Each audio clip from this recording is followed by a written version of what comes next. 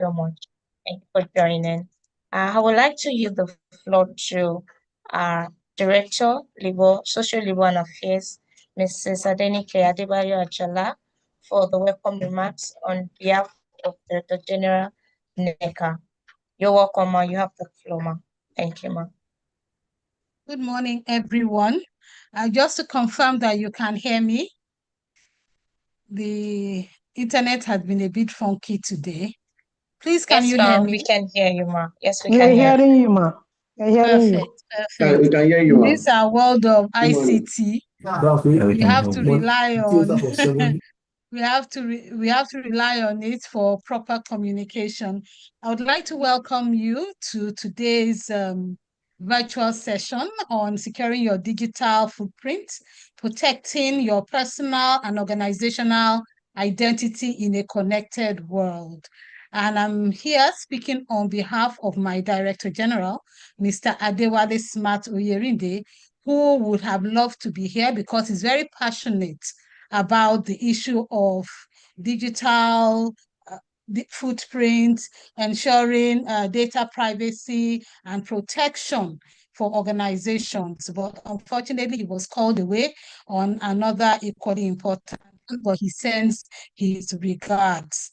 So at NECA, we are very passionate about ensuring that employers are able to facilitate conversations around the issue of digital connectivity, ensuring that our digital footprint is secure and that of our employers are also secure. So as organizations, we have recognized that we are constantly relying on digital platforms, on remote work systems, and cloud-based operations to ensure that our organizations operate effectively and efficiently. But the downside of this is that there's the possibility that we expose our sensitive and corporate data to the world. And therefore, as employers, we have to take proactive steps to safeguard our digital assets, employee records, and customer information. To underscore this, we have a regulation and an act that imposes clear obligations on organizations to protect personal data, ensure confidentiality, and implement appropriate security measures of our data. And these requirements are especially critical in the virtual and remote working settings where data vulnerabilities are often heightened. For example, I would like to ask how many of us know that we are not expected, even at our reception, where we take the details of our visitors to expose them to other people. It was when we were interacting with one of our guest speakers today, Mr. Tokumbo Smith, that he drew our attention to the fact that it was wrong for visitors to be able to see the data of other visitors when they are clocking in at the reception area. So because of that, we had to move to another system where when people are writing their details, it is not exposed for everyone to see. So something as minute as that may even get you into trouble as an organization because somebody can take you up on it and say that, look, you're exposing my data, my telephone number, my name to other people is a security risk. So it's important for us to ensure that we are properly safeguarded. We have the knowledge, the understanding to ensure that we keep our data secure. So I believe this webinar is very timely, and I would like to use this opportunity to appreciate our guest speakers for today. Mr. Tokumbo Smith is always very much with us. He's our data protection expert. Thank you very, very much for sparing the time to be here again. We consider you a partner to the organization. I would also want to appreciate Madam Alero Mogbenyi-Teren. I hope I pronounced it well because I've been practicing before now. Thank you very much for taking your time, accepting to share your wealth of knowledge with us. So we look forward to wonderful deliberations during this virtual session. Please let us sit back, let us engage, let us upskill our knowledge, and most of all, let us disseminate it when we return to our 9 to 5 workplaces, so that we are able to implement the information that we got here for the benefit of our organizations. Once more, on behalf of our Director General, thank you very much for attending this program, and we look forward to further engagement as we go on during the program. Thank you, and over to you, Dami.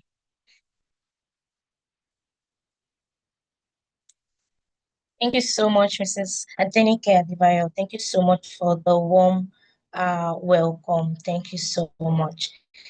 Next on our agenda is to go into the section, Securing Your Digital Footprint, Protecting Personal and Organizational Identity in a Connected World.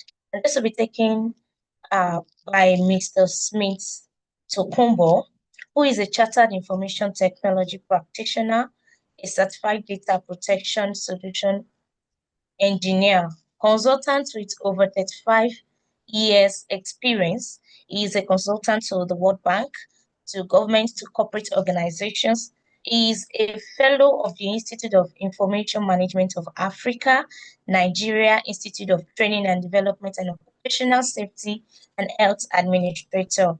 He is also a member of Computer Professionals Registration Council of Nigeria, Nigerian Computer Society, Information Technology Systems and Security Professional, Institute of Data Processing Management, London, Institute of Identity Management, USA, Institute of Industrial Security and Safety of Nigeria, Nigerian Institute of Management, and Chartered Institute of Financial Accountants, London. He is the founder and chairman of Data and Knowledge Information Privacy Protection Initiative and an advocate of data privacy and data protection.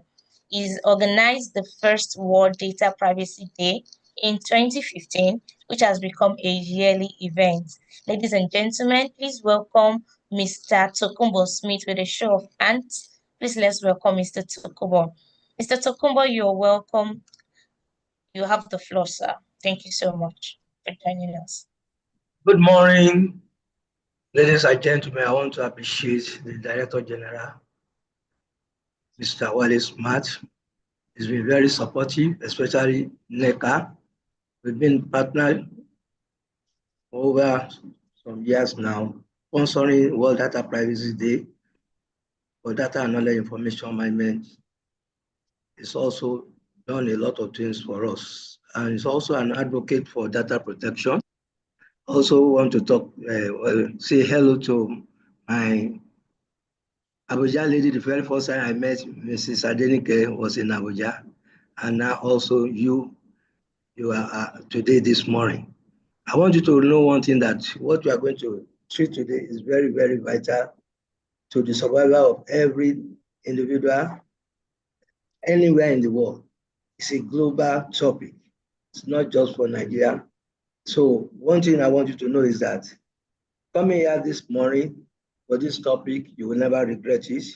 So I want you to pay attention, ask questions if you are in doubt of anything, but definitely I'm sure my colleague as well will be sharing our own experience on cybersecurity, also do a lot of justice to the cybersecurity aspect. Now, coming this morning, it's going to be an interactive one, even though it's virtual. I will be asking a lot of questions along the line to make sure you are following me and you also assimilate whatever I've been saying. So I'm not going just to be talking, but also I want you, some of you know a lot of these things, but it's because you don't have the confidence. And so I want to build the confidence for you this morning, because whatever we learn here today is not for ourselves alone. Knowledge share is knowledge gain. If you have knowledge, you don't share it, forget it, you will lose that knowledge. And so you cannot even go to wisdom as well. wisdom is the rightful application of knowledge. So if you don't share the knowledge, that wisdom aspect will elude you. So I want you to be very, very attentive so that when we finish, you go back to your different organization, back to your families, and then share whatever you have learned here today. So what is digital footprint? Let's start from digital footprint, because we are talking about digital footprint this morning. When you talk about digital footprint, it means a lot. Just like when you talk about physical footprints. Physical footprints, I use an example of when there is a rainfall and you have mud here and there. If you go inside the mud and you put your leg inside the mud, there will be a footprint. The moment you live outside the mud and you step somewhere else, there will be another footprint. And as you walk along, go along to wherever you are going, if you are walking to another maybe few years, somebody can trail you to where you are going exactly. The same thing is applicable in the digital footprint. When you go online, there are certain things which will leave your footprint behind. And it's either through browsing, we all browse, or social media, we all use WhatsApp, or online transactions when we transfer businesses online, or even financial transaction. So we have two different types of digital printing footprints. Number one, there's one that is active, there's one that is passive. The active one is data you intentionally share or post in any form you feel, especially when you do Facebook, WhatsApp, LinkedIn, all these are active. Put on this social media. Now we have the passive one. Those are the data collected without your knowledge. Cookies, tracking. Now when you go online, cookies are there. Cookies, they do a lot of wonder. They do a lot of things. And when you ever go to some site, you see a message pop up, cookies, reject, accept, or modify, or manage. So whenever you are browsing, there are certain things the cookies will store, and it's for the advantage of the organization, because they can always follow you up wherever you are going and know your preferences, and that's why you see some adverts which you never solicited for. So why does it matter? Because you must be aware and you must be very conscious of it, because it will affect your privacy. If it is negatively used, it will affect your privacy, it will affect your reputation, even your financial security is going to be impaired, and then your career opportunities. Your career opportunities in the sense that some people will go for an interview in another 10 years' time. Some may even want to contest as a legislator. Whatever you are put online, if it's a negative something or somebody have opportunity to have access to your information and can use it negatively against you, then it will affect your career.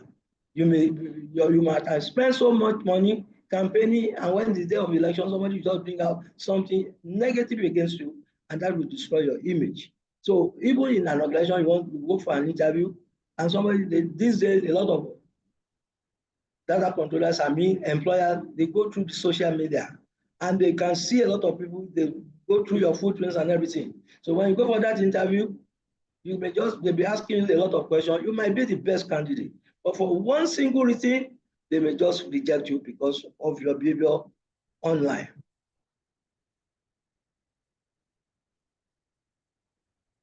So that is how it affects career. Now, what are the common risks? We have identity theft, phishing attacks, data breaches, and online profiling. A lot of people have been profiled online, and that's why we need to be very conscious when we are online. Then what can you do to mitigate this? Strong password practices. You must use complex passwords. When you are having password, make sure you use special characters along with it, capitals, small letters, and also numbers. That makes it stronger, and minimum of 8 characters. Then avoid reuse of password. Don't reuse password. You may set up a policy that every month I will change my password, or quarterly I change my password. Then you use password managers, and then multi-factor authentication can also be enabled. Safe browsing habits. You must avoid suspicious links. There are a lot of links. Don't click on any link you see. Then check for HTTPS. The S means secure. Anytime you go online and you see HTTP, it means it is not secure. Don't do anything financial transaction on that platform. But when you see X, HTTPS, or at the bottom right hand, you see a padlock, it means that platform is secure. Also use secure networks, especially those of you who travel. Don't go to on the airports, or there are some big supermarkets abroad that they will say free Wi-Fi. Be wary. Not everything that is cheap is safe. Then keep software updated. Even your smartphone, there are times they ask you to update your software. You must. That means that there are some areas that the vulnerability are. So you need to make sure that you update your software on your phone or your laptop every time. Social media awareness. You must limit personal info sharing. There are a lot of people, they share everything they have, even when they are going to parties, which is very bad. I will be going to so parties today. I will be there so time. You are exposing yourself to the world. Any robber, any kidnapper can really get you there, and you now be asking how did they know? You expose yourself. And I also want to warn females, especially women, don't put your children's photo on your DP. Don't make it a DP. Don't expose these children to dangers. It's bad. These days, there are evil people around. Review privacy settings. Whenever you have your privacy in phone or laptop, make sure you review the settings and be cautious of friends' requests.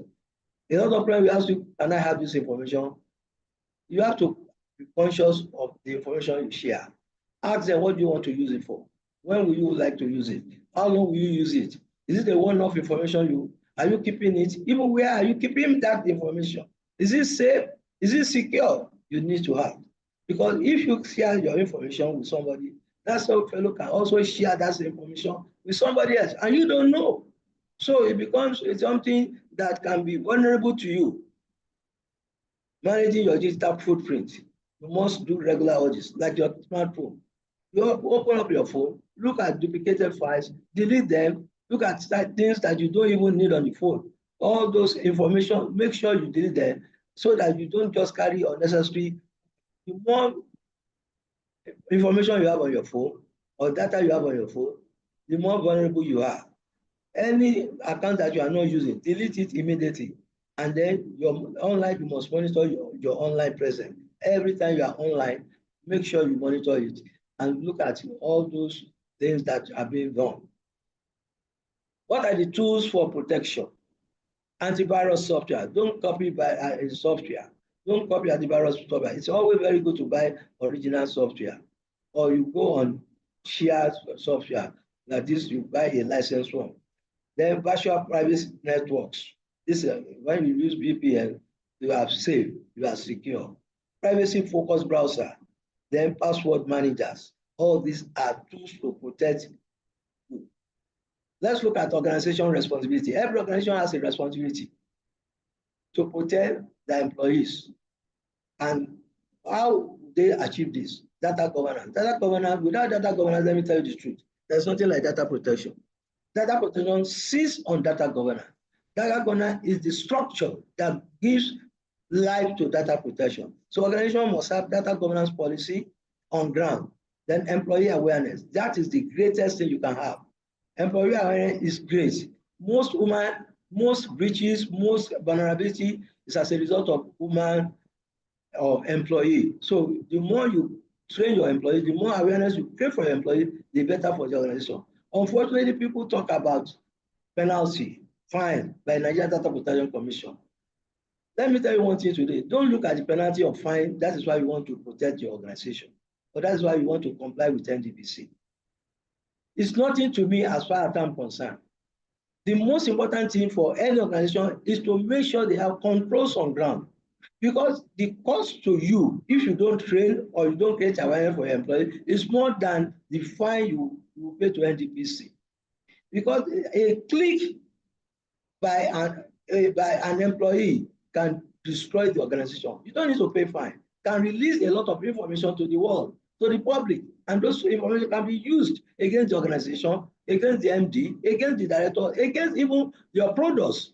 So the most important thing is not filing or paying the annual fee because you want to comply. Compliance starts from awareness.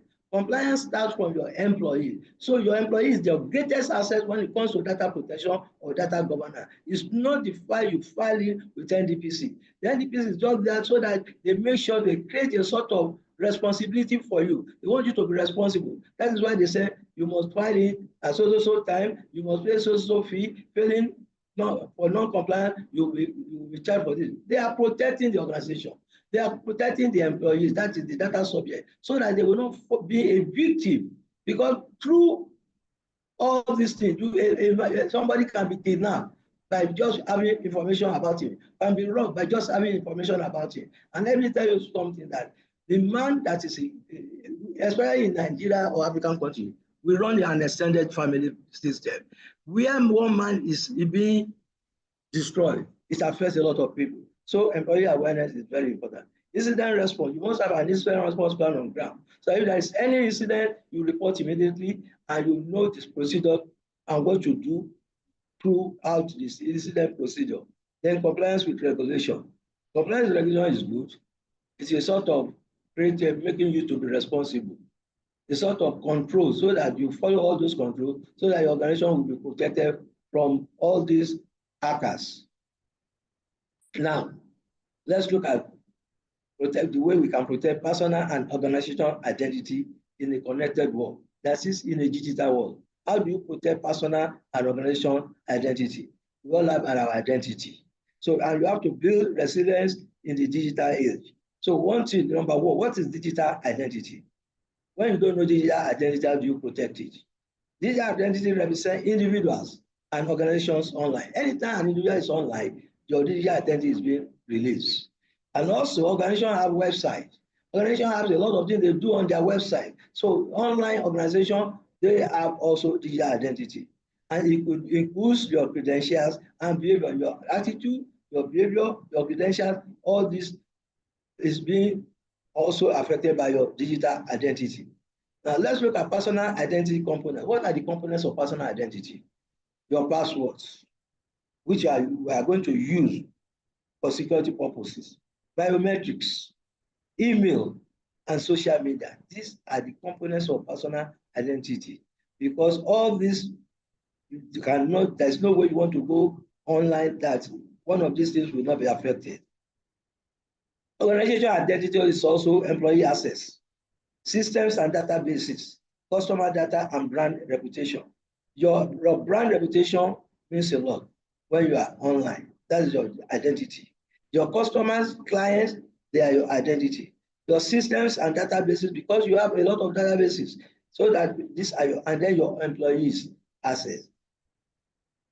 Common threats. What are the common threats when you are online? Phishing, password breaches, identity theft. I'm going to talk on identity theft a little bit towards the end of this training. Social engineering is being used internally and externally. Insider threats. This is very common among employees. Insider threats, a lot of employees can sell out the organization. A lot of employees can give out information which they are not supposed to. Then you have AI impersonation. And everybody talks about artificial intelligence now. And that's why you have deepfake, and that is why there are a lot of impersonation now. In fact, these days, almost every day, you will see AI impersonation. A lot. Why does it matter?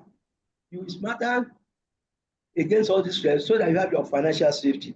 So that you won't wake up one day and you find your bank accounts empty. Privacy. That is, you won't wake up one day and you find most of the things that are not supposed to be online, they are online. And then compliance. Because when you don't comply with cybersecurity, like Nigeria has a cybersecurity policy, they have data protection also act, you have to be compliant with all these things. Else, let me advise you, let me also tell you one thing. Don't think it is only organization that must be compliant when it comes to data protection or cybersecurity. As an individual, you need to be compliant. And I'll tell you the reason. You are all working for an organization. If you think your organization will only be penalized for a breach, you are a joker. because he will do something like auditory, and they can do the auditory, and they can see that you are the one that created the problem for the organization. Three things may happen. Number one, the organization will query you. The result of query may either be suspension or expulsion. Another thing is that you can be prosecuted because you have created a challenge for the organization. And during the prosecution, you may end up in jail. And another thing is that it may even affect your health because you won't have good health again. The moment you know you have created a problem, you won't sleep properly. You start developing headache. Hypertension comes in. The money you should have used to enjoy yourself, to even give to your husband or your wife or your children, you start using it on drugs. So why are you not compliant? Don't think compliance is for the organization. It's for everybody. As long as you are a living creature, compliance is for every one of us. Then reputation damage. Reputation will damage. Your best friend will isolate you because they don't want to talk to you again. So because your reputation, because they don't see you as somebody who is responsible anymore. So your reputation is already damaged. Starting from your friend, starting from your family, starting even from your employers. So, and then to get another job, even if you're a contractor, a consultant, a vendor, or a businessman, your reputation will be damaged. Nobody wants to do business with you because you are going to be a liability to them. So what are the security principles when we are talking about information security and cyber security? Confidentiality means that whatever you're not supposed to see, you must not see it. Then integrity means that every information being shared or being displayed or being worked upon must have integrity. It must not be altered at all. The moment it's being altered, it doesn't have integrity anymore. Availability means that it will be only available for the user that is the data subject, even the systems as well, whenever it is necessary to be useful. Accountability means that you must be accountable for everything you do with any information. That is, you will be held responsible. You cannot deny it. So who has done it is you. So you must be accountable, and that means a lot. What are the safe behavior when you are online? You must avoid suspiciously. Anytime you are online, verify sources and limit sharing. Don't share anything you see. If you share anything you see, you will create problem for yourself, for your family. I always include family in anything I do when it comes to data protection, because your first point of liability is your family. If today anything happens to you as a result of non-compliance or maybe because of your negligence, your carelessness, the first people that will be affected is your family. Because you keep on disturbing your wife or your husband, you won't be able to sleep properly, you won't concentrate again in the office, and at home, you shift the blame home, and then you see your wife will not enjoy, your husband will not enjoy, your children will not even enjoy, because you won't be able to talk to anybody because you have created a problem for yourself. So limit sharing. Don't share anything you see. Limit sharing. Device security. You have to also safeguard every devices that you are using. You must update your system and use antivirus and then lock devices. For example, I talk about lock devices a lot. A lot of people, when you get to their offices and you see their table, they are full of files. Files they don't even need. Files they don't even need to put on the table. They can put those files there. And anybody going can see the files. You have messengers, you have cleaners. At the end of the day, they come to your office, they don't need to carry your file. All they need is just to use their smartphone to take the picture of any document they feel they need. And I want to also let you know that there are some cleaners, even your colleagues in the office, they work for some people outside your organization. They work for politicians, they work for robbers, they work for kidnappers. You don't know their identity in the real self, but you think you know them. So when you put files on your table, it may be against you. So make sure anytime you have files, put them inside the cabinet, lock the cabinet. If you want you to lock the cabinet, you must remove the key as well. Because if you don't remove the key, you are already inviting crime. Say, come on, even though I lock it, the key is there. So you can open it and remove it. When you leave your home every morning, you lock your door, you remove the key from your door, you don't leave the key there. If you leave the key there, it means you're already inviting crime to your home. So the same is applicable anywhere. When you are online, you are not browsing again. Log out. When you are doing financial transaction, log out from the financial transaction. Don't leave it there. It means a lot. And every device you use, like your laptop, your smartphone, make sure you use password or biometric devices so that you protect yourself. Organizational controls. What are the organizational controls you can use? You can use identity access management. This form of cybersecurity control. Then role-based access means that control means that by virtue of your role, you can only access certain files or certain information. Then the least privilege is also a method of organizational control. Then continuous monitoring, you monitor your system continuously so that you know that all the controls are in place. And then incident report. If there's any incident, make sure you report to the necessary portal and do the right thing, because there's always a policy on incident response. Follow the policy so that you don't just do what you are not supposed to do.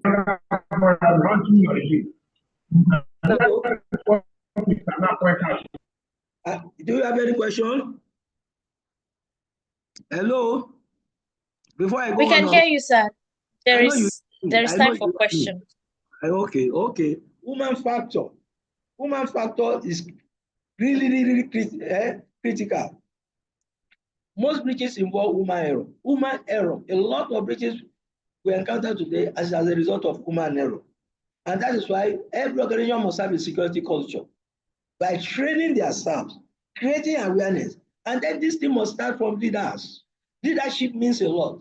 If the leader should abide with compliance or policies, then you will see that every other fellow will fall in place. Every other individual, data subject, employee, they will do the right thing. But the moment a leader is not doing the right thing, you are telling others that don't bother. You too, you can do what I'm doing.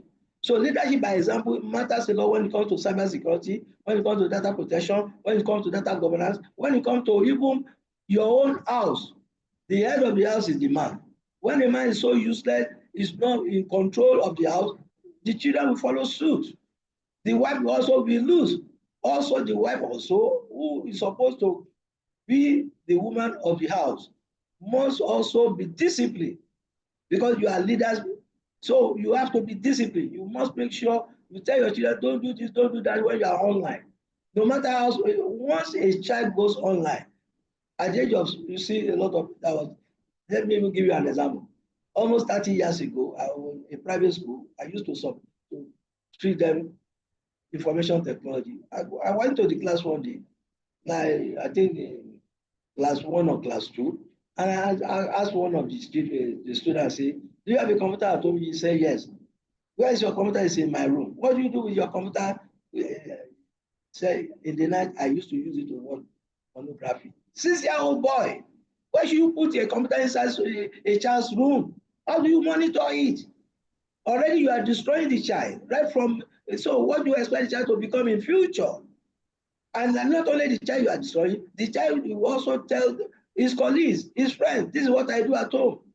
And you see the next thing that you see your son or your dad coming to tell you, Mommy, I need a computer, Mommy, I need this one. You don't know why he's asking for it.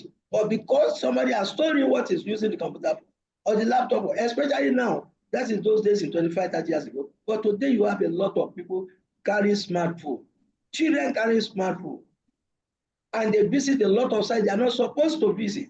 So leadership is part of leadership. Parental care. So you parents, you are destroying a lot of things. You are destroying your children unknowingly. And that's why when they rebel against you, you start crying. You're supposed to avoid crying. Do the right thing now as a leader. Identity theft. I want to talk on identity theft. Well, a lot of people look at identity as financial crime and financial something. It's more than finance. Identity theft is something discussed as financial crime. In reality, it's human crisis. When there is identity theft, it means there is a human crisis. You are already in crisis. The moment there is an identity theft against you, you are already in crisis. Because when somebody's identity is stolen, the damage goes far beyond unauthorized bank withdrawals or fraudulent loans. They can, when they steal your identity, they can take loans, they withdraw your money, but that's the least they can do with your identity. Identity theft attacks the very foundation of personal security. It attacks your personal security. It affects your trust, your stability, and dignity. Human dignity means a lot. The moment you lose your human dignity, you are finished. The moment you don't have, you lose your trust, you are finished. So the identity trust attacks your security, your trust, stability, and dignity. The list is something. You can always work and get the money back. But when your reputation is damaged, it takes time to get that reputation back. You can build a reputation for years, but by click of a mouse, that reputation can be destroyed within 5 minutes, within 3 minutes. What the reputation you have built over 30 years, one day can be destroyed. So you need to be pure and sure.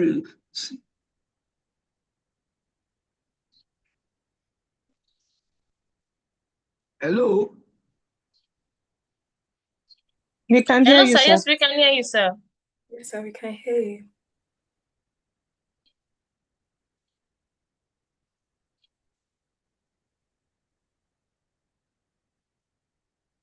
Hello, Mr. Smith. Are you with us, sir? We can hear you.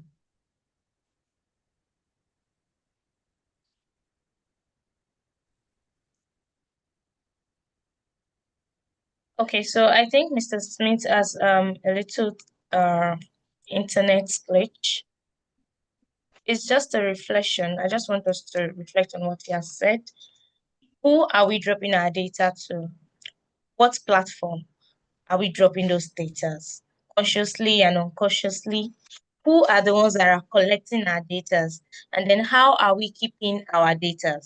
These are very important conversations we need to have with ourselves, our organizations. We need to safeguard our data because you don't know who is in another corner that is collecting all these informations. And like you mentioned, through tracking, through browsing, all the accept cookies or rejects, all the things that we see online, and we just, we just click because we want the page we are trying to open fast or so. So we need to really, really go back to all these things, find a way around it, find a way on how we can actually protect our data. So like I said, if you have questions for Mr. Smith, please we can drop them in the chat box. We'll attend to them. Please you can drop your questions in the chat box. Please, we can let the questions keep coming. We can drop them in the chat box when Mr. Smith comes back to us. Okay. Mr. Smith, please, are you with us? Can you hear us now?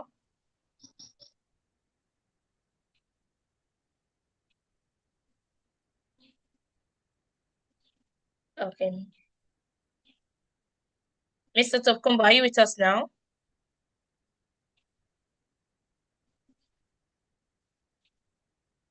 We can't hear him. Maybe he's muted.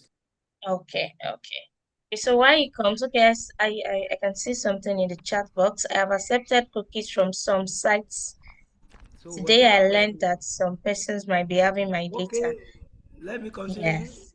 So, Okay, I think we can. Okay, Mr. Smith is okay, back. now we are talking about identity theft, and I was telling you that, hey, you need it's about Sir, we can't hear you. personal Your crisis. voice is very low. So, and I want to make Nigeria. Oh, okay. Yeah, Hello, his voice Mr. is very faint. Dami. Okay. Talking there again. He's Can talking I in the continue? background, but his voice is very faint. Mr. Can you hear Smith, me? yes, we can hear you, but we need to hear you more clearly. Your voice Okay, is can you hear fainting. me clearly right now? Not yet, sir. It's still fainting. Okay, let me change the laptop. 1 minute. Okay, sir.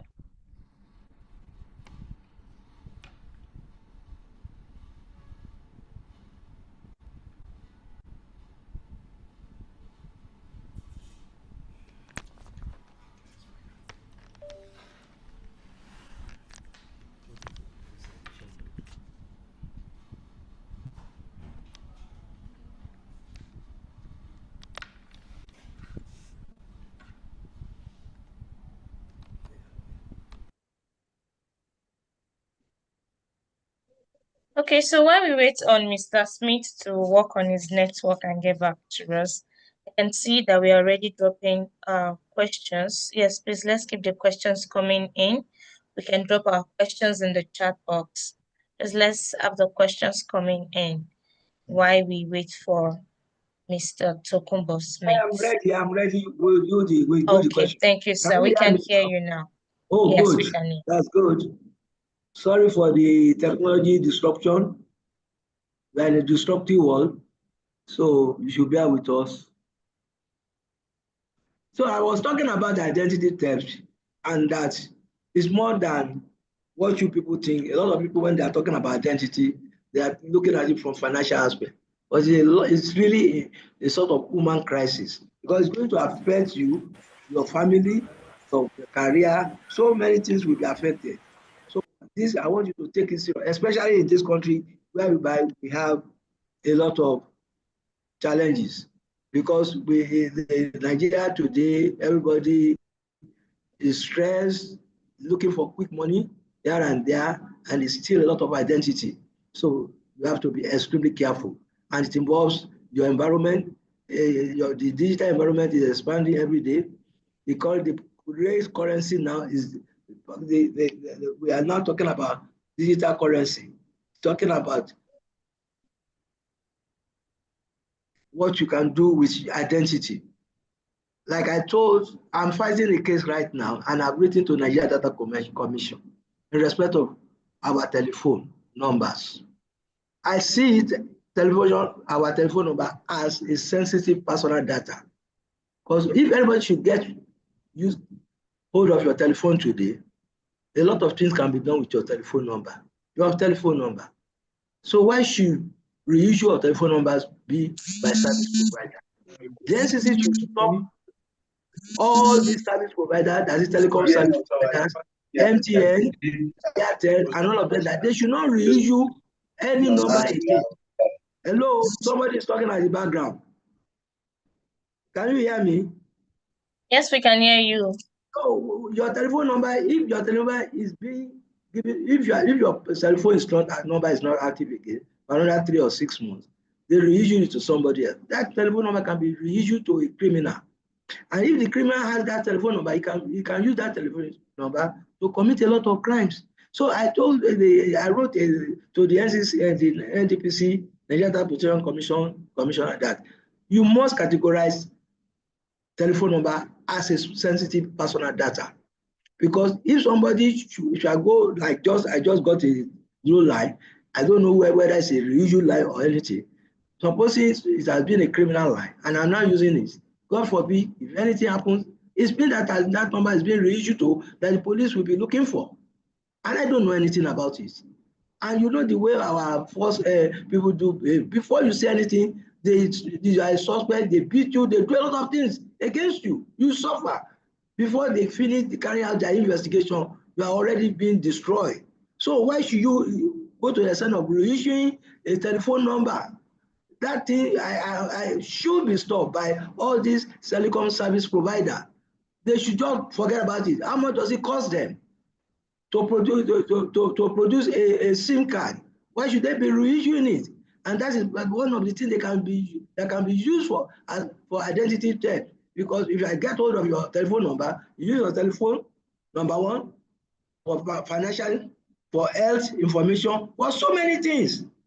So I hope people will also petition NCC that they should stop all this telecommunication reissuing telephone number, because it is not good for us, especially in this country whereby there are a lot of crimes going on every day. So, and that means that identity can come through your NIN, your bank verification number, your SIM registration data, your biometric records, your online credentials, and your social media account, all form pieces of an identity. When these pieces are compromised, criminals do not just stay. They steal opportunity, reputation, and your peace of mind. Let me tell you one thing. Once you are involved in identity theft, you don't have peace of mind anymore. Your peace of mind disappears, because definitely you start thinking about it. So it means a lot. It means a lot. So we really need to do something about it.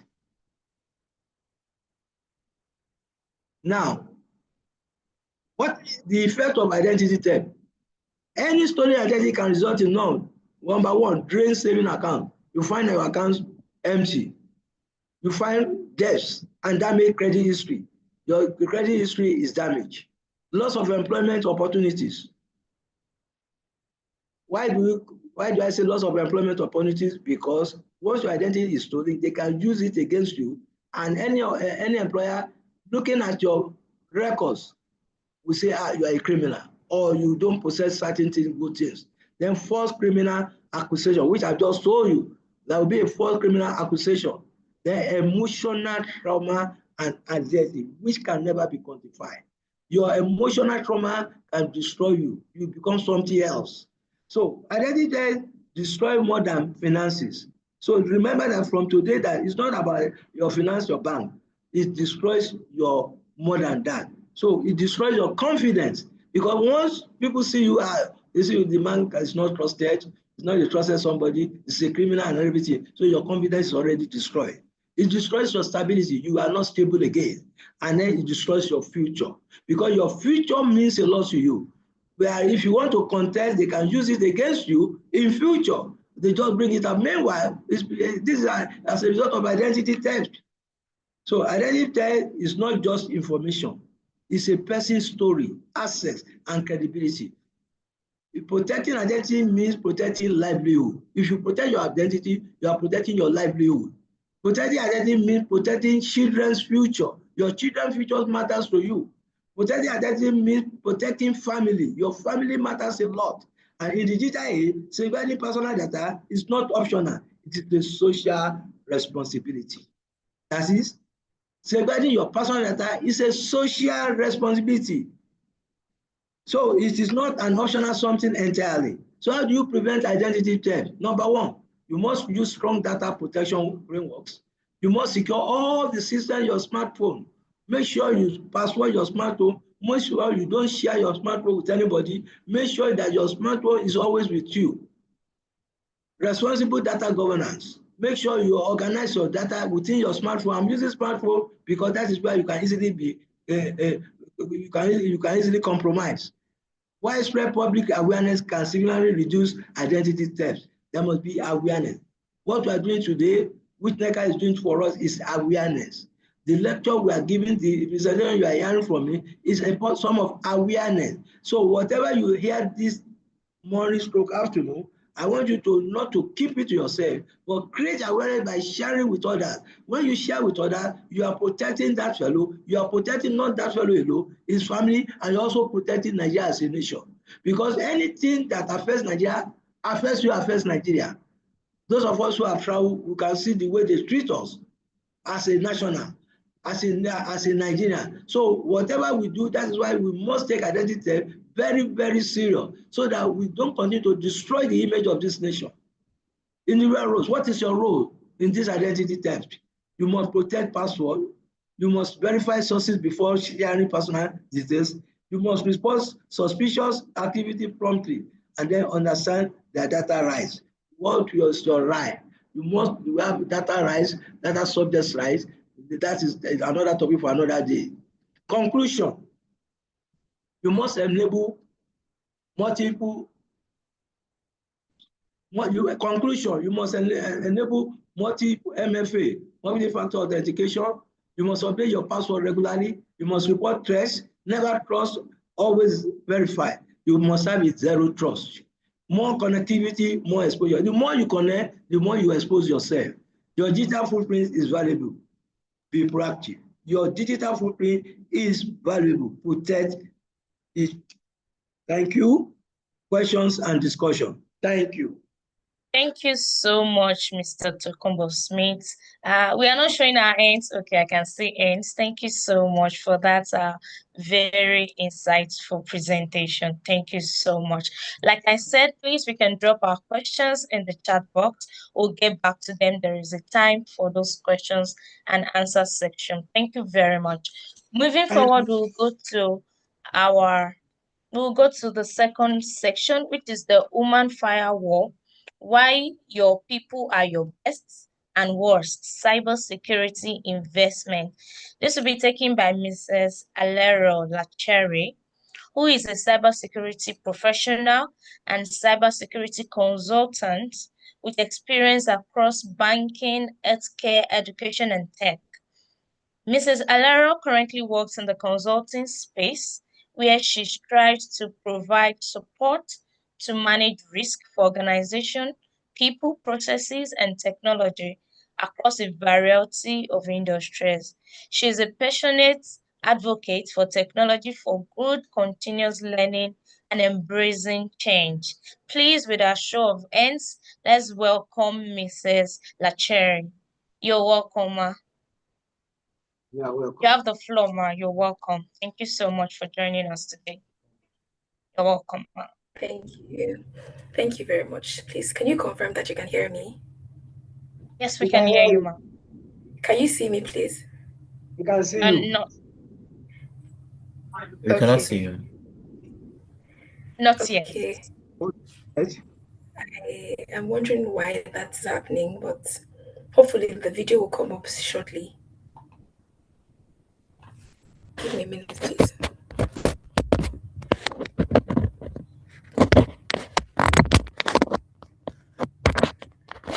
Okay. But let me just get right into the conversation for today.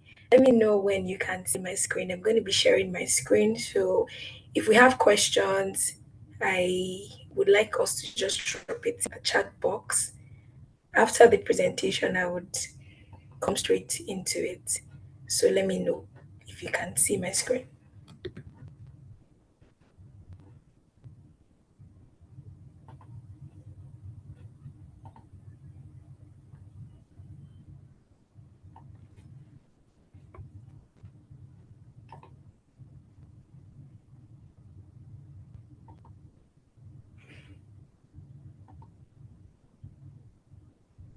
Okay, can you see this now? Not yet. We can't see your screen yet, ma.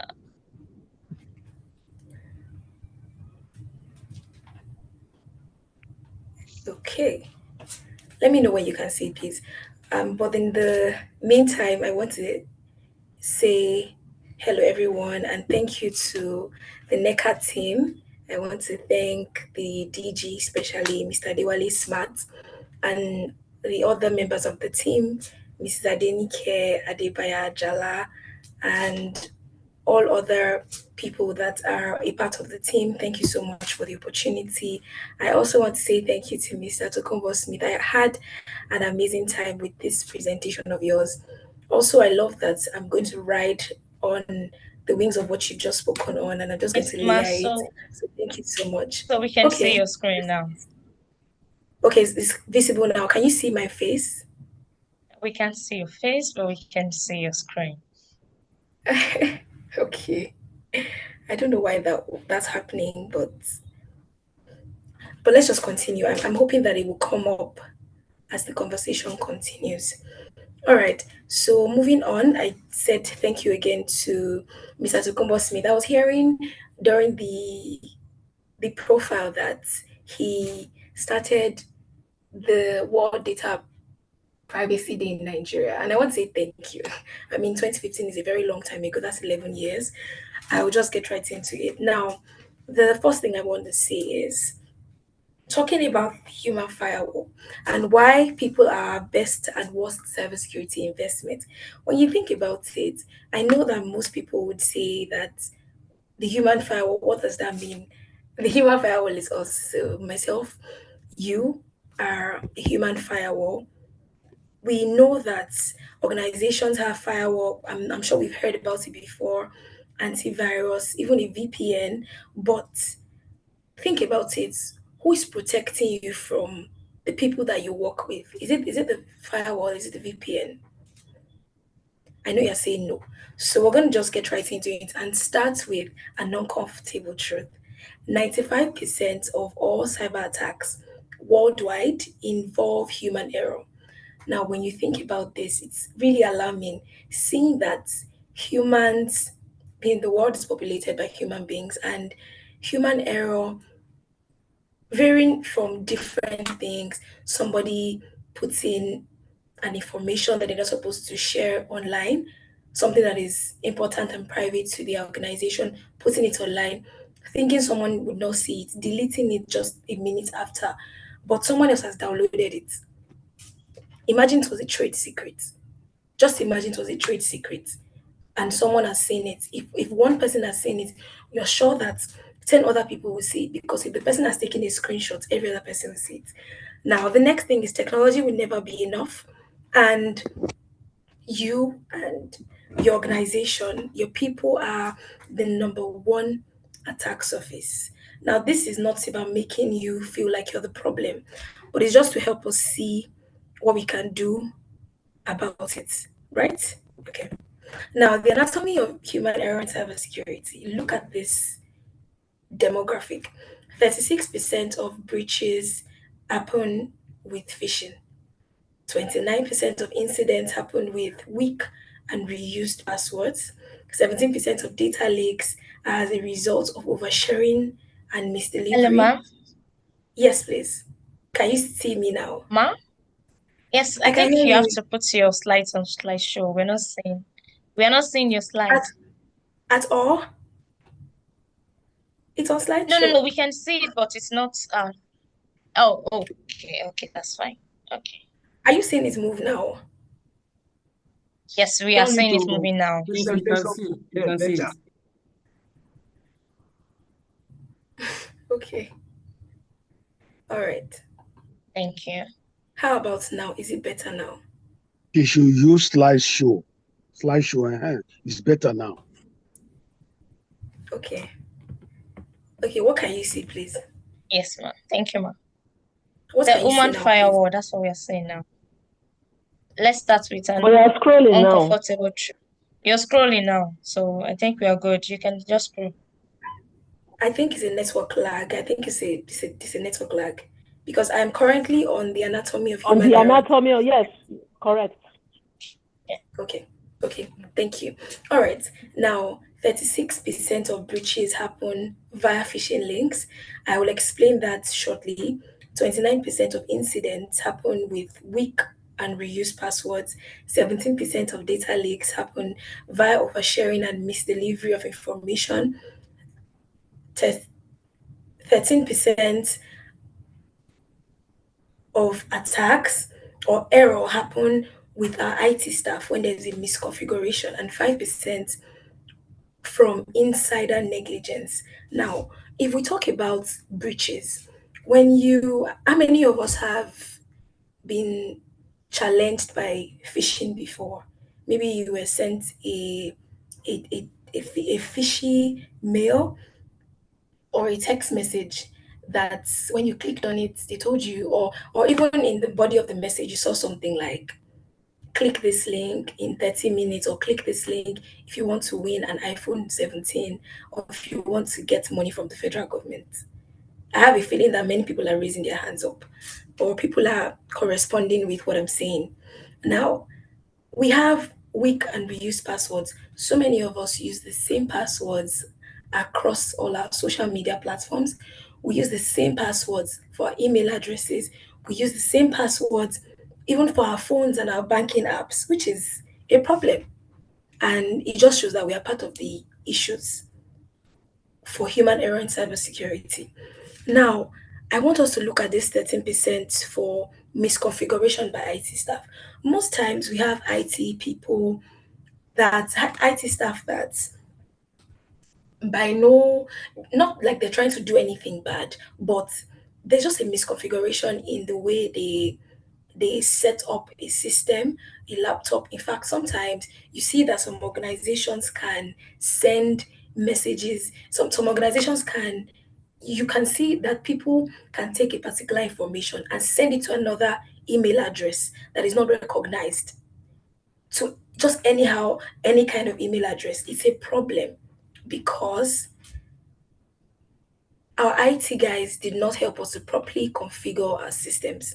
5% internal actors, insider negligence. We hear about banks, other financial institutions that lose money because somebody is upset, somebody is angry that they did not pay the salary in time, someone did not did not greet them when they were talking to them, or something like that.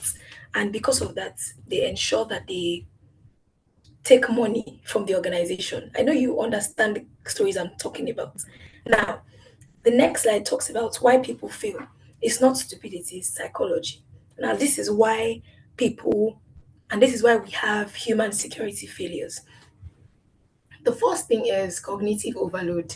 Now, the average worker makes more than 35,000 decisions daily. You can look at it from when you woke up this morning till now. You have made subconscious decisions: what step to take, where to pass, what bus stop to go to, how much to give somebody, how much to send to a colleague or a friend or a family member, how much to top up your airtime, why you should get data on your phone, and many other things like that. So security adds friction. Now people are busy and they are stressed most of the time. So shortcuts just feel justified. So when you see people trying to make a decision, adding security is already making the decision harder for them. So people will just overlook security. The next thing is authority bias. Now, we're wired to comply with those in power. Think about it. If you get a mail from your CEO telling you to send an amount of money to an account, knowing that your CEO is someone that when he says something, if he says, do this thing, I would probably send money to this person, I will refund you. You know that he or she is a man of or a woman of her words. When you do this, when a CEO tells you to send money to another person or reaches out to you on WhatsApp and says, kindly send me, in fact, he might not even want to say 5,000, he might say 100,000 naira. Because it is CEO, you want to send it. You don't check first, you don't verify. It's a problem. It's a problem. And this is one reason behind our security failures. The next is it won't happen to me. So an optimism bias, when you say I'm covered, I'm safe, I'm secure, nothing will happen to me, and you just believe that you are less likely to be attacked by people. You are less likely to fall for a phishing link or fall for a scam because you know they are very smart, because you always double check. It puts us in a tight situation where we are trying to explain security to some kind of people that have optimism bias like this, because they believe that it will not happen to them. The next is urgency and fear. Now, when you create artificial deadlines in your head and you see things like your account will be locked in 10 minutes, or somebody is trying to access your account, click this link if you're not the one that is accessing the account. And because you're not accessing the account, you don't take your time to look at the mail, you don't take your time to look at what they are saying, what has been said in the conversation or in the mail, and you just click on the link. You don't know what happens at the back of your clicking on that link. And if you look at it, it affects our rational decision making most of the time. So fear, it attacks our decision making most of the time. Now, familiarity exploitation. So we have something called spear phishing, when people that look familiar, people that are people that we speak to on a normal day, we hang out with, like I said before, if, for example, your mom or your dad or your friend sent you a message and said, please send money to this account, because this person is your friend, you don't even think to cross check. You don't think to put a call through to the person. You don't even know if the person's account has been hacked or not. You just send the money. And then if something happens at the end, you now begin to say, oh, why? How did it happen? And, you know, people now begin to say, sometimes village people, or I don't know what happened. I was jazzed. I don't know how it happened. And it's very funny because it's just a way of exploiting our familiarity. Now, this is an interactive session for us. I want us to spot the social engineering here. This is an email from IT support at company-helpdesk.net, sent to you at yourcompany.com. The subject is urgent. Your account will be suspended in 30 minutes. Dear employee, our system has detected unusual login activity from your account. To avoid suspension, please verify your credentials immediately by clicking the link below. This must be completed within 30 minutes or your account will be locked. I would like if we can just put in the chat box the social engineering that we can see? What is suspicious here? If it's not suspicious, you can just say not suspicious. If it's suspicious, please let me know. I can't see the comments yet. I can't see your chat yet, but I'm just going to wait like 30 more seconds for us to look at it and just put it in the group, put it in the chat box. And when I'm done with this presentation, I would look it up and we would talk about it together. Okay, moving on. Now, I want us to understand that the average cost of a data breach is $4.88 million. If you look at it, it's so much money. Now, if there's a data breach, some things happened just last week. Some organizations, and I do not want to mention their name here for privacy. It's a public information, but I don't want to talk about it here. If you look at the data breach, you see that the alleged data breach, I have to put alleged, because they've not come to confirm it, they've not come to say that it is true. But NDPC has already begun an investigation on both organizations. If you look at it, the cost of a data breach is beyond the money. It's people's information, people's addresses, people's gender, so many things that people should not even know about, where you live, your take home, and many other things like that. It's a problem. So human error costs a lot. 277 days is the average time to identify and contain a breach. Most times breaches go unnoticed for months. If you look at the events of last week and other years, you will see that the hacker or the attacker would have been in the infrastructure of the organization for many days without them even knowing. So it's a problem. But don't worry, I'm coming to show you how we can get better at what we're doing. 60% of SMEs close within 6 months of a major breach because these things affect their reputation, it affects the brand trust, and it takes money from their pockets. And there's a higher cost, a 3.5 times higher cost when insider negligence is also involved. Now, not all employees are equal. We are looking at 3 types of employees here, and I want you to tell me which category you fall under. The vulnerability. Now, this is the employee that we look at as the vulnerable employee. This person clicks the link without thinking. They reuse passwords everywhere. They share sensitive information freely. They ignore security alerts, and they have the mindset, it will not happen to me. 43% of employees regularly click phishing links in simulations, and I'm speaking from experience. The next set is the bystander, people that follow rules, but they just follow rules. They just follow rules. It's not because anything, it's just because I don't want to be in trouble. They said we should not click on suspicious links, so let us not click on it. The next is they will not report suspicious activity. These people would say, "Oh, I'm my brother's keeper. I don't want to tell anybody what has happened." In fact, some of them they fall for the scam and they do not say anything. They want another person to fall for it. I hope and I know I have a feeling that we don't have people like that on this conversation, on this call. The next is the complete training just to tick a box. So for them, compliance is just to tick a box. The next is they are not invested in security culture and they are passive.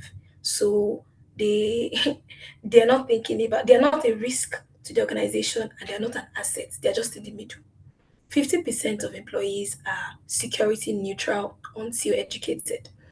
This next phase, this next set of employees are the ones that I believe are on this call today. They are the human firewall. So they question unusual requests, they report suspicious messages, they proactively share threat intelligence, they encourage their peers to stay vigilant, and they own security as a personal duty. These are the people that would question you if you don't have access into the building. They're the ones that will not allow you to tailgate into the organization because they know that it's a problem.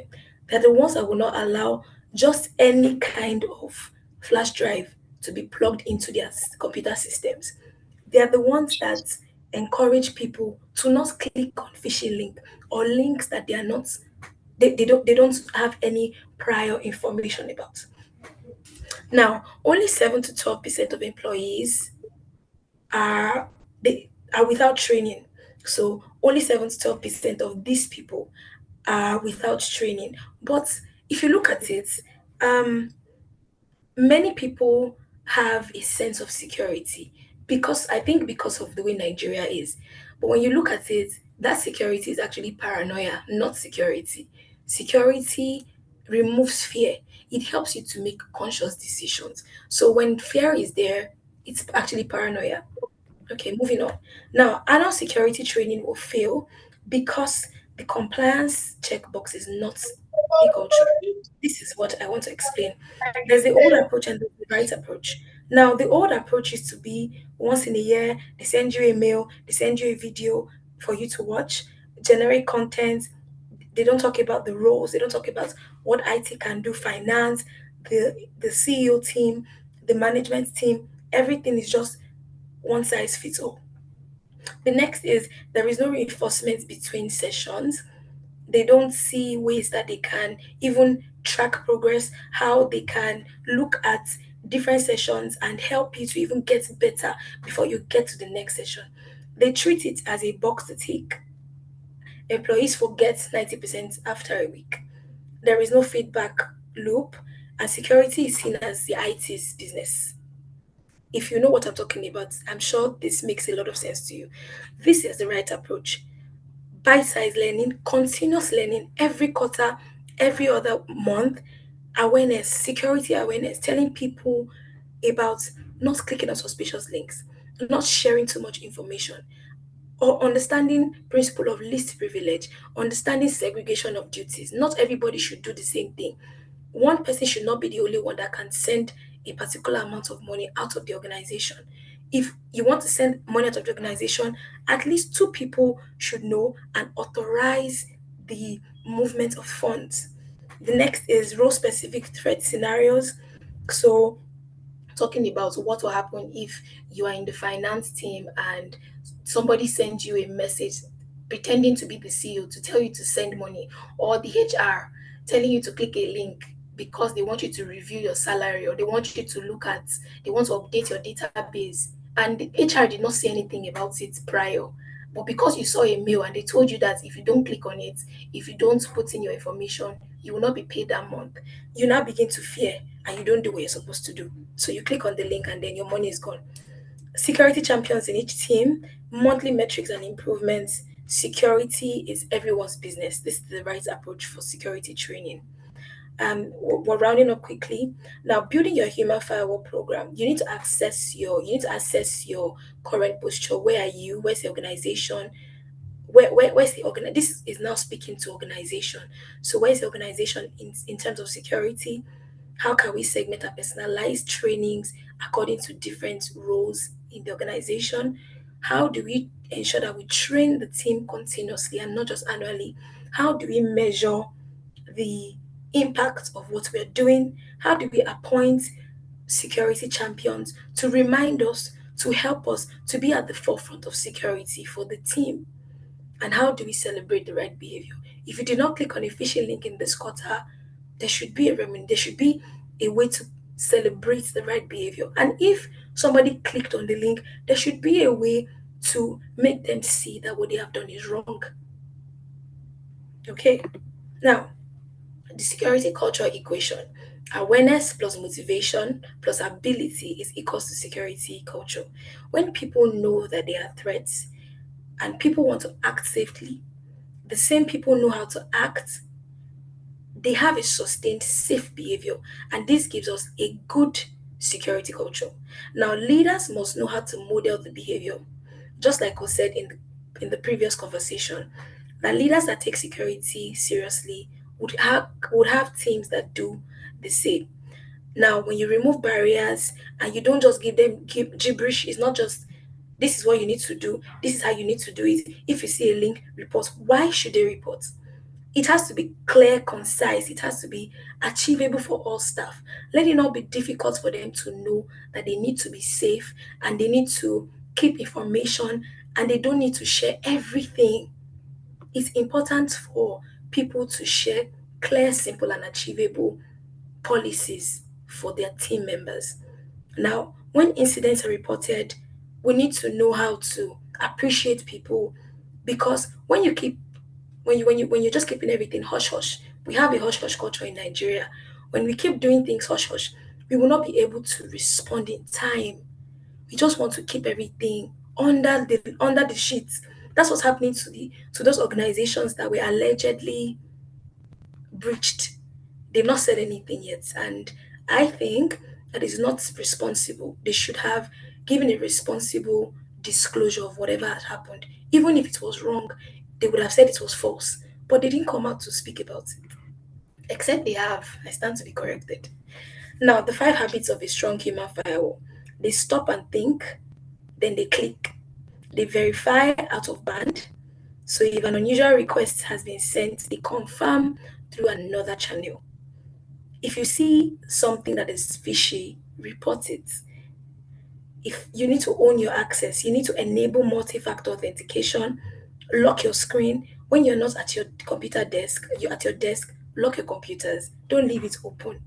Make it personal. Security is not just for work. Security should be personal. Own it everywhere. Okay, so we can discuss this later. When your team gets a suspicious email, what do? You can put it in the chat box. Has the organization ever run a phishing simulation?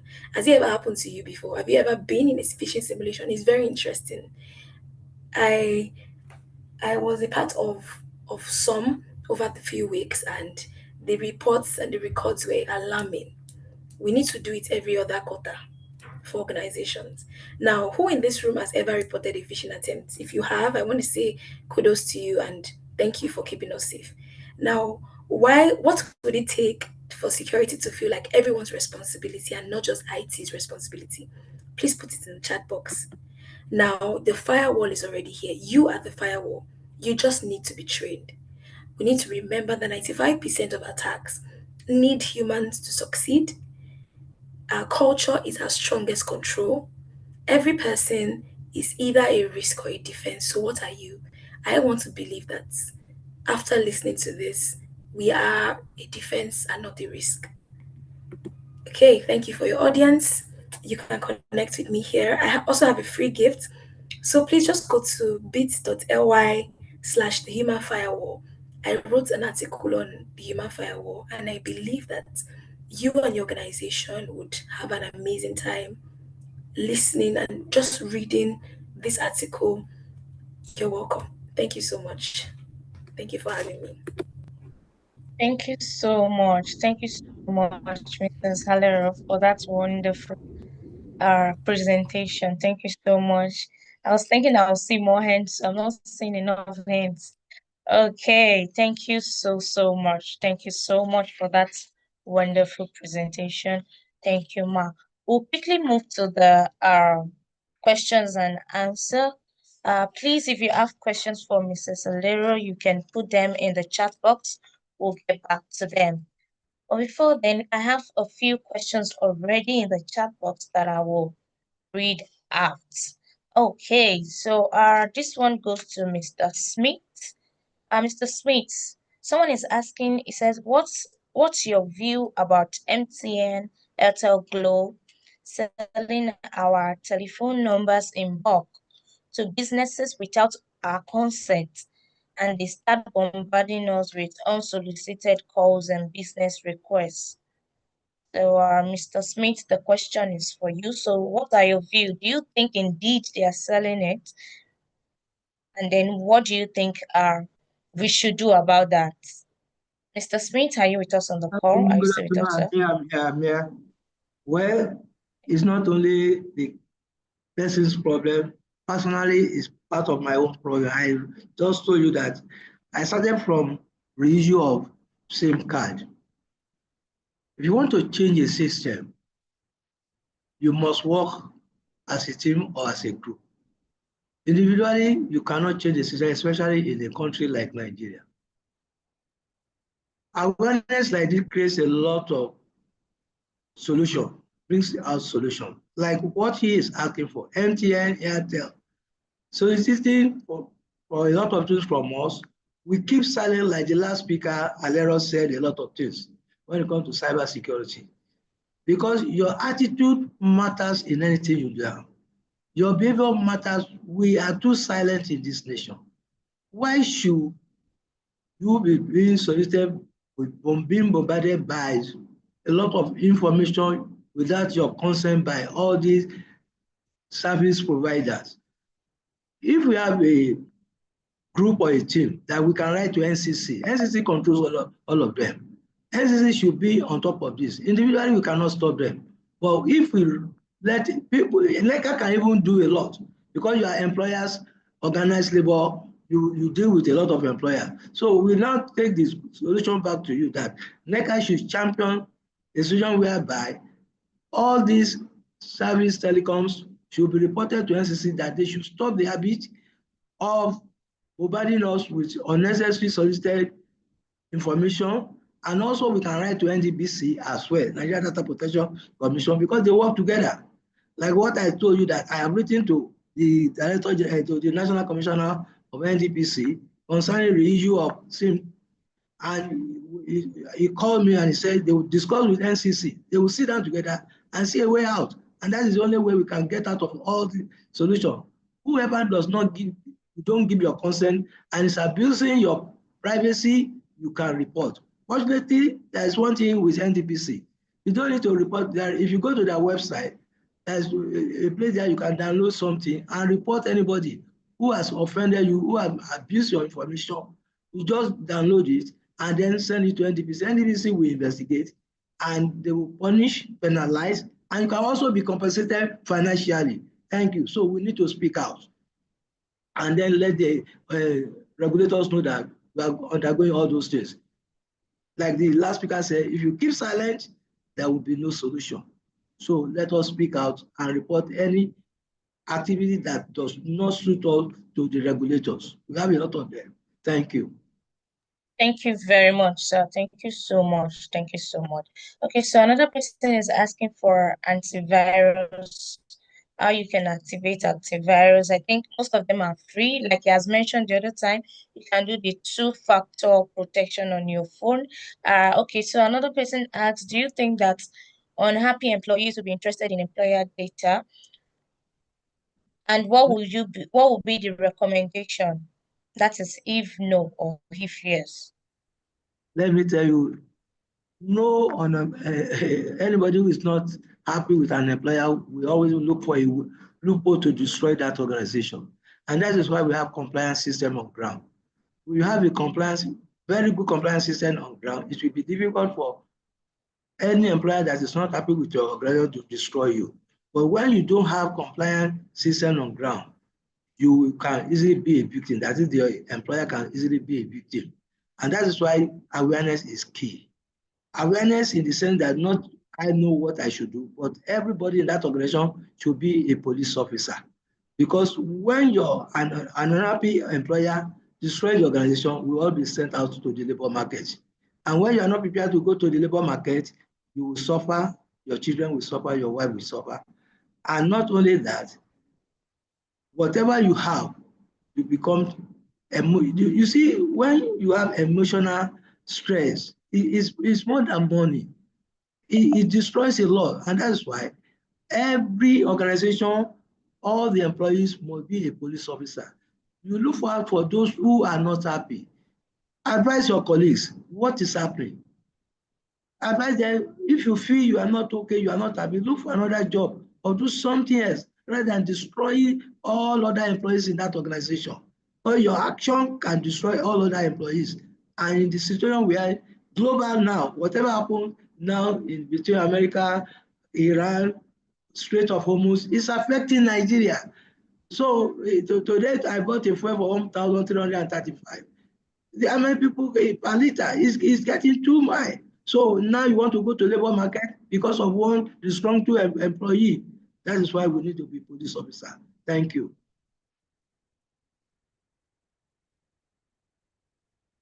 Thank you so much, sir. Thank you. Mr. Seller, I want you to answer this. So someone dropped in the chat box that how can we read things on front 5? Why not mandate organization to increase terms and conditions? Because in your conversation with us, you made us understand that 95% of attack are successful because of human. So some are like, how do they read some things? Probably it's too tiny. So what do you think organization can do in this Okay. Do you mean the policy documents? You mean those documents that they share? You mean privacy documents? Is that what you're talking about? yes, for I'm trying to terms look and for the question. conditions, Okay, okay. so that in Well, case they want to fall into condition. scam, maybe they can also be Yes. suspicious of it and all that. Yes, I understand. Okay, so for terms and conditions, it's I I'm going to start off by saying that the reason that these things are put in fine print and really tiny font sizes and text is not because they don't want you to read it, no. It's because it's a lot of information and they need to put it in a document.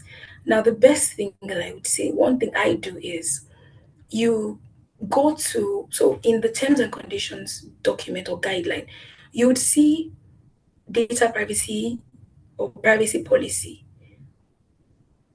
When you look at it, if you look at the document, if you want to, you can even try it out on this conversation. If you look at it, you see data privacy or data or policy, maybe data policy or data privacy policy. Now, you see things like how we handle your data, what data we collect from you.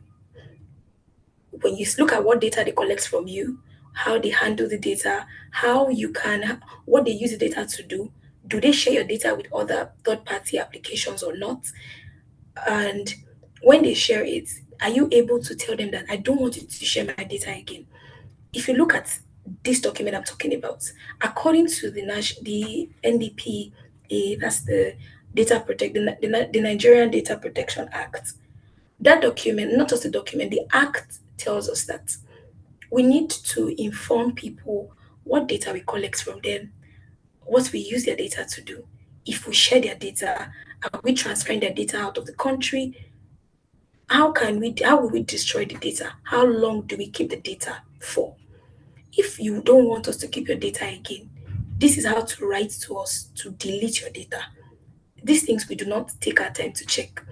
Now, organizations can help us by giving us an abridged version of it, but it is good for us to do our own due diligence as well. You know, I said that we make a lot of decisions in the day, and security in that time is a friction. So you are thinking, please, I just want to sign up. I just want to open it. I just want to get this application. I just want to do this thing and go away. I don't want to look at it. But if we can just take the time to, in fact, just do it for righteousness' sake.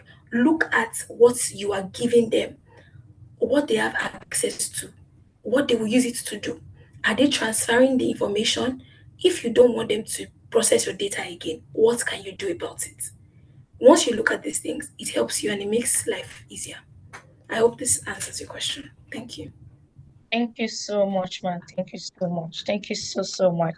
And I must agree with you, man, that the people on this call are actually human firewall. Because when you ask the other question, I was seeing a lot of a lot of answers that the Yeah. email address is suspicious and all that. People were really, so I really must agree with you. The people we have on this call are the human firewall. Thank you so much. I would like to appreciate Mr. Smith. Mr. Tokumbo Smith. I would like to appreciate Mrs. Alero. Thank you so much for being in this call. We cannot take further questions actually because of our time. We cannot take further questions. But thank you so much for being on the call with us. I would like to have Mr. my colleague to display the announcement when I take the announcement. Thank you so much, Ma. Thank you so much, Sir, once again for being on the call. Thank you so Thank much. you so much for having me. Thank you. Ma. Thank you so much, Ma. Thank Thank you you. so much. For those that are Thank asking you. if the materials will be shared, of course, we will drop the materials to you. You can drop your email address. This will be sent to your email so that you can also have them for future references. Thank you so much. Thank you so much.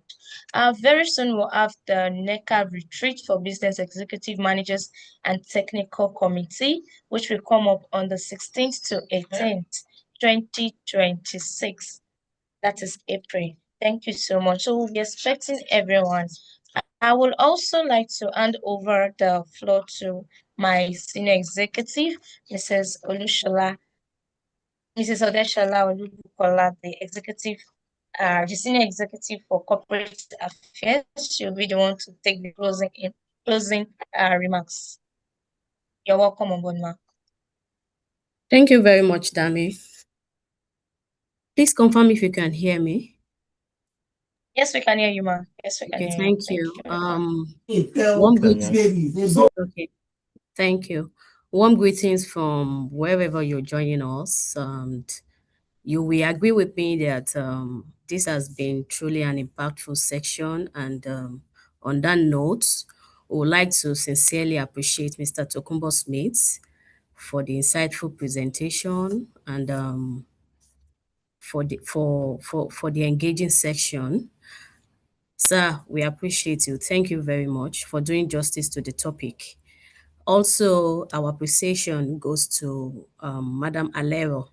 We deeply appreciate your presence and the presentation as well. Thank you for honoring our invitation and for enriching this section. We would equally like to extend our gratitude to all participants who took time to join and actively engage in today's section. We do not take that for granted. Thank you for accepting the call and for joining the section. Your presence, your contributions made this section worthwhile. So before we close, we would like to encourage those who are yet to be our financial members. I mean, those who are not NECA members yet, especially when it comes to non-financial members, and you're on this call. So we'd like to encourage you to take the step by formalizing your membership with us. And we encourage you to engage with us and register your organization. You can, if you don't have that capacity to do that and you're in this call, you can also help us to probably relate the message to your organization and to let them know the benefits of becoming our member. So, and I must tell you that there's so many benefits from the wide range of opportunities and support that that NECA offers. So we would also like you to, we are using this medium to invite you to our upcoming events, like my colleague has mentioned. Okay, so we have different activities that are coming up. I would also like you to participate. We have the retreat for business managers that is coming up and is an in-person program. Our job fair as well. We would like you to participate. You can get more inquiries. You can make more inquiries and more information about that from the secretariat. Also, we talk about Ethics First. And you agree with me that today Mr. Tokumbo was saying a lot of things about compliance, talking about integrity. So to test your compliance level, your integrity level, or probably your organization is into public procurement, or your organization is into procurement, or maybe your supply chain, they are into procurement, or you have a compliance officer and you would like to participate in this in-person event. Is going to start tomorrow. So we are having the event tomorrow, 9th, 10th, and 14th. So it's just we're trying to is just one person per date. So you don't have to come for the 3 days. So it's just we are running the same program consecutively for 3 days, but is you if you check the link, you are to choose 1 day out of the 3 days to participate in Lagos. And it's not just in Lagos alone. We are also running it in other geographical zone like Abuja. We'll be running it in Abuja, and we also have a virtual section for Port Harcourt and Enugu. So we want you to encourage you to join from tomorrow 9 a.m. So and if there is any other information you need about our upcoming events, my colleague Damilola will drop Okay, so we have them. So you can reach out to the secretariat who will attend to you. Thank you very much once again, and we appreciate your presence for being part of this section. Thank you. Damilola, you have the floor. Thank you so much, Madam Buki. Thank you everyone once again for joining us. Enjoy the rest of your day. Thank you so much. Bye. Thank you.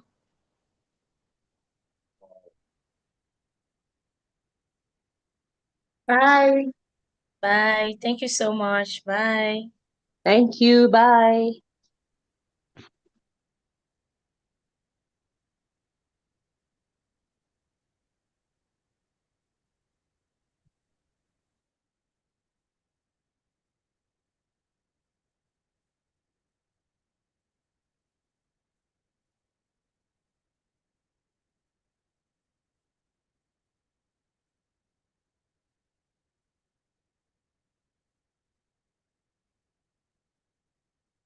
Hello.